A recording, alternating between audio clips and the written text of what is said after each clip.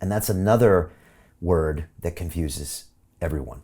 I was confused 6 months ago when I started this. Again, I had a long talk with Yatsu of Animoca Brands, and I started to see what a metaverse is. I think it was Raoul Paul that said, Brian, your WhatsApp group is a metaverse. It's a digital way of communicating in its most basic form. And then you can take that to a Zoom call, you can take that to a VR, you can take that to Lord knows what you got cooking up across the ages.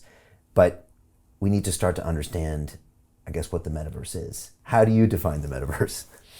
It's really simple, it's everything around us that we're not able to see.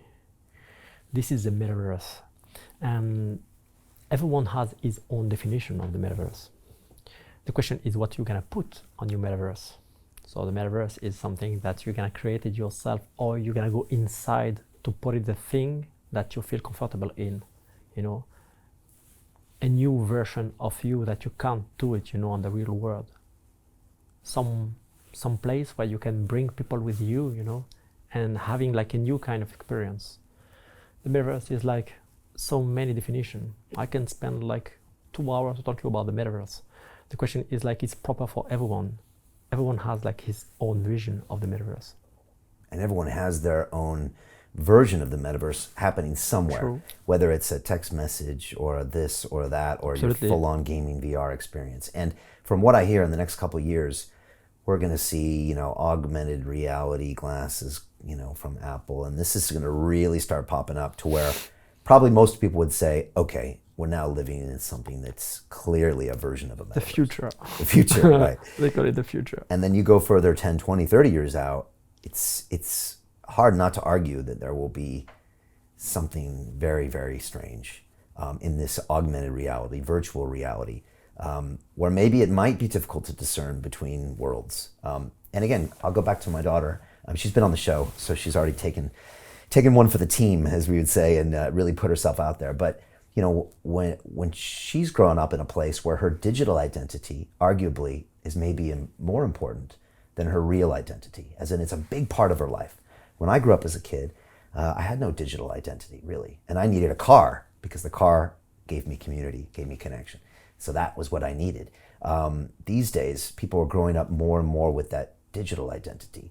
I guess we should assume that will accelerate in the future, and it'll be important to have a digital identity, or at least to know where you want to go in your metaverse, but also maybe to separate the two. I don't know. I guess this is something we'll be talking about, probably something that's covered in the story of Across the Ages as well. Probably.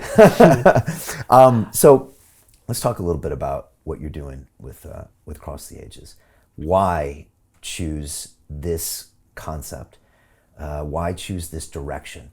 You've had a lot of experience, Sami, in lots of different ways. Again, you were in this, you call the Stone Age of gaming, which is probably accelerated to normal people's work. But why choose this new world that you're creating for us in Across the Ages? Why does it have these components?